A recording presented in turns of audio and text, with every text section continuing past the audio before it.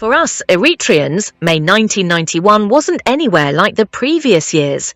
It heralded the end of 30 years of war spent fighting for liberation. The sacrifice that was made to liberate Eritrea from the Ethiopian occupation cannot be described in simple terms. It still resonates raw emotions.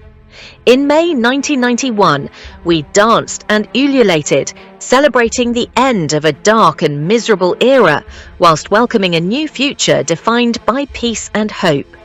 However, not long after, these same hopes were discarded as we began to feel the harsh realities of living under brutal tyranny. We began to notice that we had been betrayed. The same liberation heroes who had once fought for us and our futures had now become our oppressors, this time crueler and more sinister than their predecessors. Eritrea quickly turned into a nationwide political prison. Thousands of political prisoners are kept without trial, some being former high-ranking government officials who attempted to call for reform. With no form of democracy and the threat of being locked away at any point in time, we ended up in a political system hell-bent on ruining and ravaging the lives of innocent citizens, whether it be friends, family members of entire communities. No constitution, no rule of law, no parliament, no free press, no accountability, no respect of human rights, no economic growth, and above all, no hope. In today's Eritrea, rampant breaches human rights, arbitrary arrests, imprisonment, disappearance, torture, endless conscription and militarization of the youth. Human trafficking, contraband, money laundering and extortion have become the norm as we senselessly fight with our neighbours when the true enemy is found within our own borders.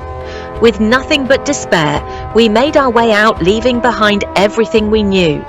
We scattered all over the world, praying for the day we could finally return home to the peace we originally hoped for. However, these prayers have not only remained unanswered, but completely dismissed as the oppression we tried to escape now forced its way into our new lives. Through its embassies, consular offices and many other both formal and informal networks across the globe, the regime continues to unleash its agenda and aggression unabated.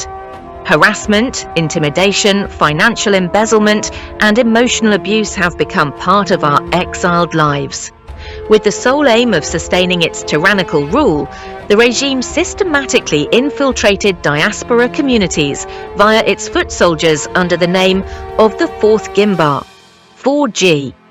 The Fourth Gimbar, or Fourth Front, 4G, is the diaspora wing of the regime's security apparatus, targeting opposition groups whilst relentlessly unleashing its multifaceted extortion and exploitation. Its primary goal is cracking down on any form of dissent in diaspora communities, coming in the form of festivals, community activities, and social events.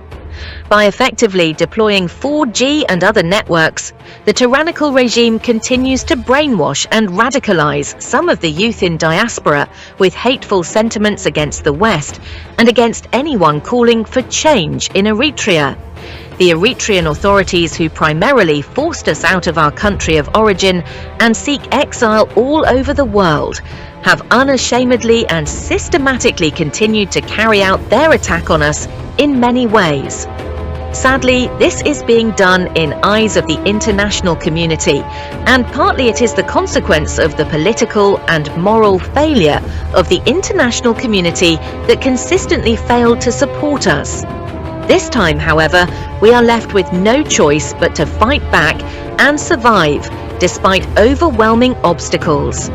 We, the change seekers, will continue to stand for ourselves as diaspora.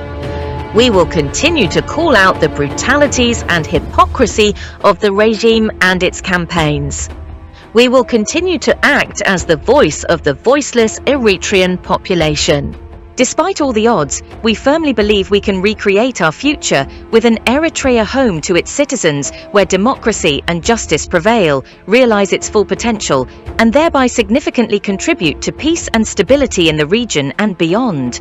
We have a mission to fulfill, no matter what it takes. We will succeed in transforming Eritrea from an impoverished pariah state into a prosperous and stable democracy that can play a pivotal role in the region and beyond. The Blue Revolution that is spreading like wildfire all over the world is born out of decades of betrayal and oppression. It is a campaign for justice, peace, and hope, launched by the diaspora Eritrean community.